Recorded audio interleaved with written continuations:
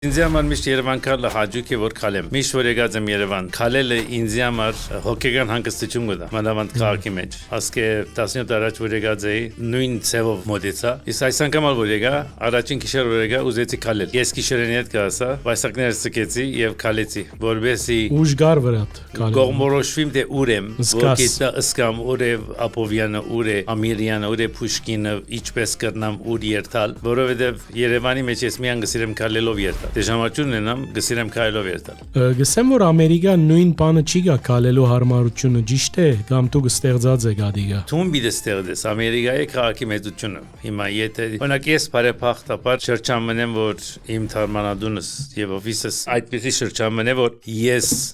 գրնամ քալելով երթալ սուրճս առնել եւ վերադառնալ հագարակ որ սուրճ ունիմ թարմանադուն։ Բայց այդ քալելը թերապիա։ Քալելը թերապիա է։ Ճաշի հետ բիդերտամ կամ բանկ բիդերտամ նորեն քալելով գնեմ ես։ Անհատական որոշումն է։ Ես շատ չեմ սիրել օթոյով երթալ երկու վայրկյան դեղը։ Գենալ եդիչնել յետմն։ Արագ հասնիմ ընեմ։ Ժամանակ ունիմ գամած։ Ինչ որ ալվիդի գադարեմ, կգադարեմ այն իմաստով որ ինը բաս ինձի լատ քալելը։